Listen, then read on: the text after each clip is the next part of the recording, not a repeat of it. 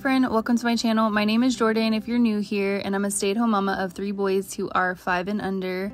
I love to create content about homemaking, homeschooling, and faith, and I do a lot of day in the life videos, so if that interests you, I hope that you'll stick around and be a familiar face. So it is like 5:35-ish. I'm ready to go back to sleep. I woke up at 4:30. My kids are probably gonna wake up and come downstairs at 6:20 because they have the green light, red light clock thing that tells them I'm supposed to be working on my planner right now, but I'm so exhausted. So I was gonna take a little power nap, but I couldn't really sleep because I'm pretty anxious for whatever reason. I'm just fighting off a lot of anxious thoughts. I didn't sleep well last night, so this is just a kind of a weird day. So I'm gonna try my best to get ready this morning. Yeah. I have been in a rather peculiar season of life. So I have experienced so much of the abundant life that God talks about in the Bible, but I've experienced it in a season that you would just not expect, in one that is full of waiting, full of not seeing circumstances change that I wanted to see, but really experiencing the abundant life that he talks about, like the joy that he talks about, and in my role without anything changing. So then what's up with the anxiety, you might ask, that I'm dealing with in this video?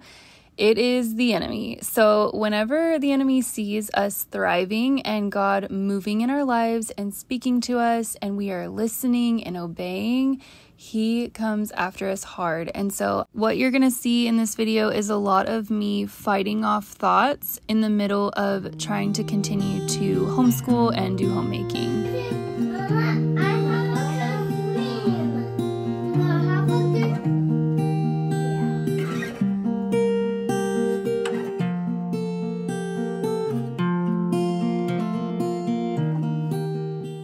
For the last week or so, I have been trying to get in the habit of making the bed with the boys and then doing a read aloud. The book that I'm reading right here was actually gifted to me by the author Laval Alsbrooks Jr. He reached out to me and he just shared that he had recently written this children's book and he wanted to see what we thought of it. And so I said, of course. I'm super excited. I've never done anything like this before, reviewed anything. The kids loved it. They were always engaged throughout the entire way through it. It's about a little boy who gets scared of a storm and his dad comes and he sings a song with him that they both know, which I thought was really cute. And also, the more that we read this book, the more that they're going to remember the song that he actually sings, and we could learn to sing it with them, which I thought was really unique. So thank you, Laval, for sending us this book, and if you guys are interested, I will leave a link down below. Typically, we will do our read-alouds in my bed, and then we will come out into the kitchen so that I can prepare their breakfast. Usually, it's pancakes or the peanut butter balls that I put in the last video. So I will start to tidy up the living room and kitchen areas, especially if it was left a mess the night before, and then I will go ahead and start my tea if I have not already drank it. On this morning, I was running out of a lot of breakfast options, so I fed them these yogurts, but I'm really trying to get away from anything that's pre-made. I really want to start buying food in bulk and then making it from scratch. Making things from scratch is definitely a desire and goal that I have, but it all takes time, right? It's a process. While the kids were eating breakfast, I decided to write down kind of my vision for the day, just all of the little things that I needed to get done, as well as the order that I wanted them to get done in. Not necessarily any timestamps, but just a rhythm, basically, for me to follow. Usually by this point, I will have already sat in a coffee shop on that previous Sunday, because this was filmed on a Monday, and I will have already had everything planned out in my planner, but I did not do that this week, and I definitely felt it. I feel like a lot of my anxiety stemmed from not doing that this week, and so definitely lesson learned. If I ask you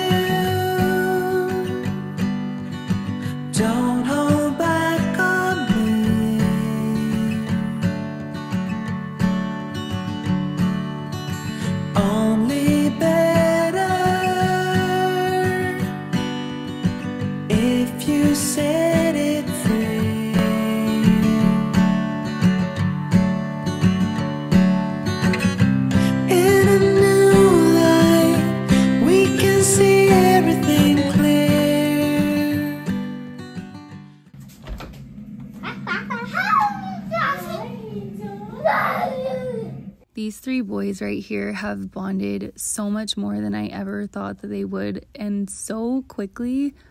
And I credit this to 2 things. Number 1, total God and prayer, because day in and day out, I felt exhausted and frustrated, and I would just turn on the TV because I'd just be overwhelmed and just be like, here, just sit down and watch TV, just calm down, just stop screaming or whatever. And I totally get it. I get those days. I totally get it. But I will say that when we were intentional and we stopped, and in God's timing when we stopped, because we've tried this before and it didn't work previously, but it all worked in His timing.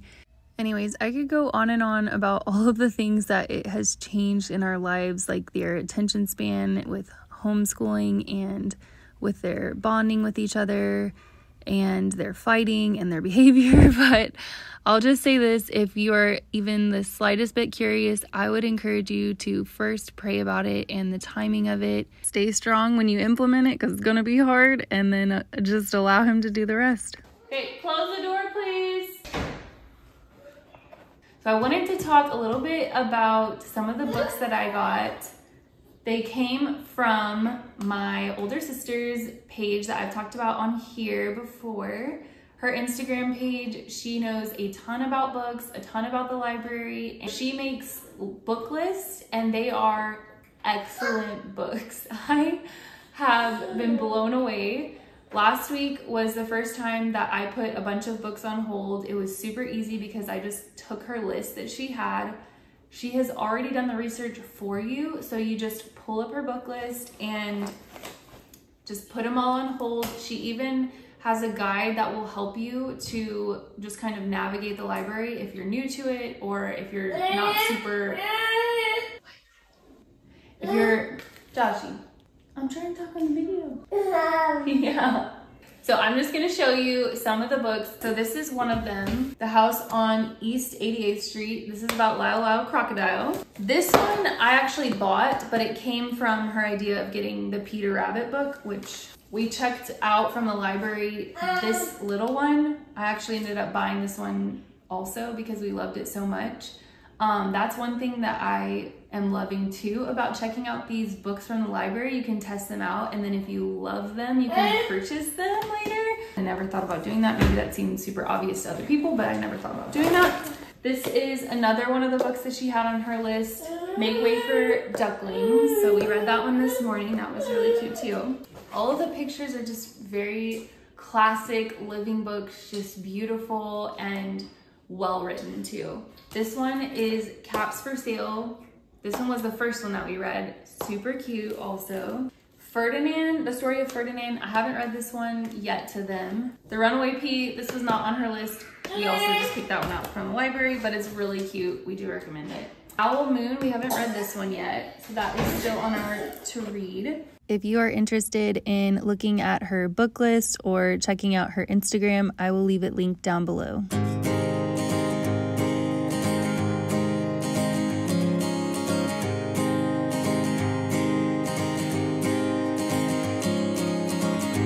Misty mountains, dusty roads ahead, crossing rivers, dreaming of a bed, from a window in the mighty clouds up high.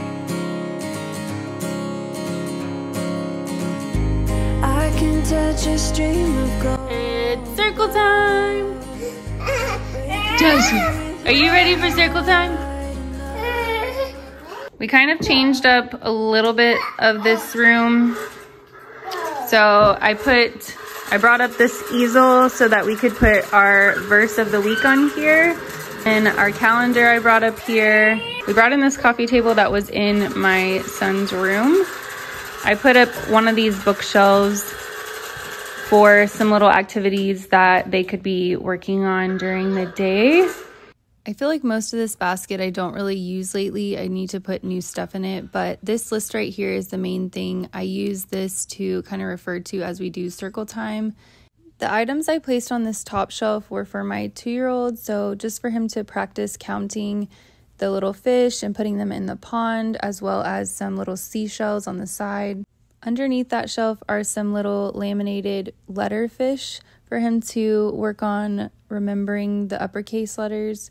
And then the bottom shelf is for my 1-year-old, which have these little cards that we can go over some different words with him, as well as that little drawer that the boys took from me.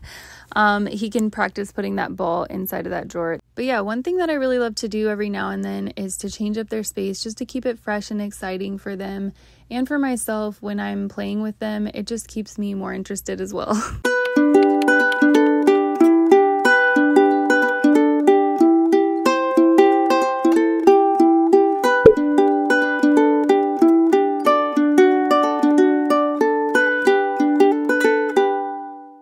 Circle time is something that I have kind of wrestled with, honestly, because it's not like a language arts or a math or like a definitive subject where I really feel like they've learned, but it is so important for our day, and I am just beginning to really realize the value of it because it just very naturally brings connection between the boys and myself and for them amongst each other. I think that they especially love learning together. My 1-year-old, Joshy, he loves circle time. He is getting to learn himself, which is crazy because he's only 1, but you can tell that he recognizes the worship songs. And I didn't put this in the video, but Eli wanted to teach Joey some of the things that he knew about the calendar this day. So that was really special and just something that wouldn't have happened if I was just working with them one-on-one. I think at some point I would love to maybe mend the read aloud and circle time together at some point. I'm just trying to figure out how the flow of that is going to work with our day. I don't know. It's just kind of very trial and error with our rhythm in our day to see what works and what's kind of tricky to make it happen. Following circle time, after their cups are a little bit more filled after being with me, I will go downstairs while they play upstairs, and I will kind of tidy up the kitchen and get it prepped and ready for the kind of more formal curriculum type homeschooling. We just finished circle time upstairs. I came downstairs and changed because I'm starting to not really feel good. I've mentioned this before in my previous vlog, but I suffer from migraines and I am starting to feel one coming on, and it's only, it's only like 10:50. So I've got quite a long day ahead of me if I have a migraine coming on. I've had to take medicine since Saturday and it's Monday. Mama, What, baby? can I have a snack? When this happens, everything just kind of gets thrown off. I just do the best that I can. Right now, I still feel semi-functional, so I'm just gonna try my best to get their homeschool taken care of while I'm feeling functional. If you struggle with chronic pain, please put it down in the comments. Tell me about it and how you deal with it, especially if you are also homeschooling. I would love to hear kind of what you do during that. I am going to get my 1-year-old right now because he's crying. Yeah, I see you. I'm gonna take him downstairs to take a nap.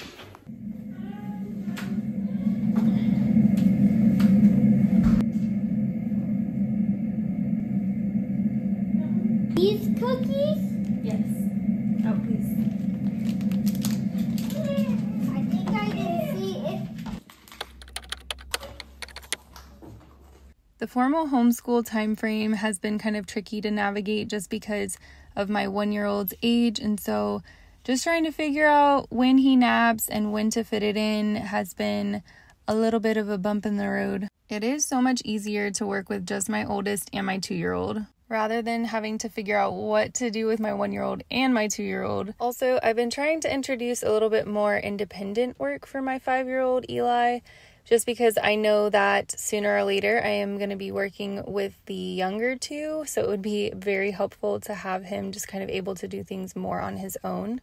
My 2-year-old Josiah's curriculum recently came in, and it's been a lot of fun to see him excited about his own workbook, so I definitely don't pull it out every day, but if he asks for it, I will pull that out. Oh, that one.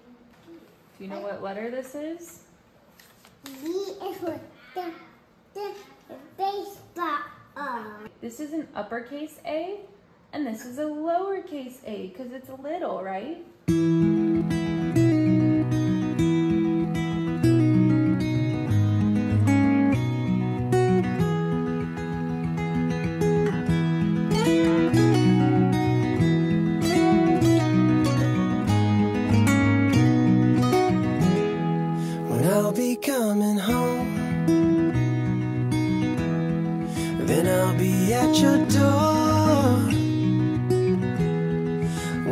be coming home. I plan to let you know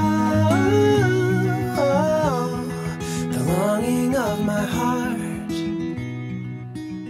One thing that I've noticed lately about myself is my perspective shift in my role of homemaking, and one of those being serving my children in this capacity of creating opportunities for them to learn new things and experience new things that might be a little bit of extra work or a lot of bit of extra work, because they both did have to take a bath after they painted these little letters, and the activity in reality only lasted maybe like 5 minutes. And that seems like insane, right? Like that's a ton of work for just 5 minutes, but I feel like these little investments are going to create these memories that they will remember for a lifetime, or at least that's what I'm telling myself. I actually didn't notice this until now, but my anxiety has actually been a lot better lately, and I'm just now noticing it because today I'm feeling pretty anxious and I'm not really sure why. I haven't really figured that out yet, so I'm just trying to kind of reset my brain a little bit, and I just lit a candle. I'm probably gonna make some tea, make lunch for everybody, and just try to get my hands focused on other things, keep my hands busy. That usually does kind of get me out of my head space. Okay, so I'm gonna be pretty transparent right now. I'm not really seeing a lot of other homeschooling moms who battle anxiety. Maybe I'm just not seeing it, or maybe they're just not talking about it. I don't know. But for someone like myself who has always battled with self-confidence and battled with anxiety and depression and all of those like mental health big things, I think it would be really easy to count people like myself out of this space of homeschooling. Like I could never do that. I could never be a homemaker. I could never do any of those things. I've got to be busy. I've got to have my own thing. But in reality, homemaking, this role has done so much healing as I have begun to lean into God and lean into what He can do through this role. I am about to make a really yummy smoothie. I made this yesterday and I loved it, so I think they're gonna really like it. You need milk, kale, some avocado, chia seeds, mango, a little bit of blueberries, and some strawberries. Oh, and a little bit of maple syrup.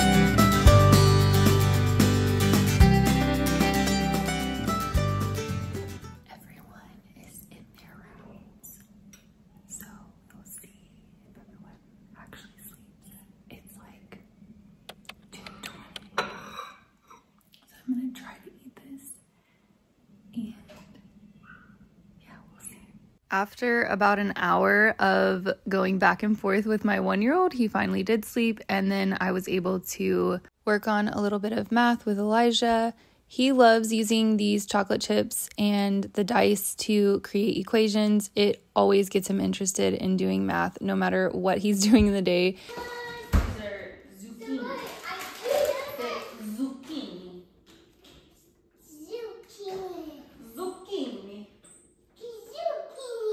I just have to say that as I am editing this video and playing it back and seeing our day, how much my perspective has truly changed about being a stay-at-home mom. I used to be overwhelmed by the amount of hours in the day and like, what am I going to do with all this time? But now I just see it as I get to linger with my kids.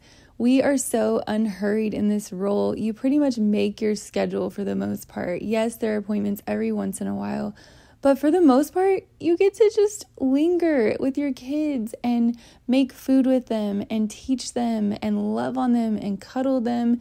And of course, you need your time away, yes, but for the most part, I am learning how to exist in the same rooms with my kids on a regular basis and it not be overwhelming or frustrating, that it could be actually restful. The recipe in this video is so good.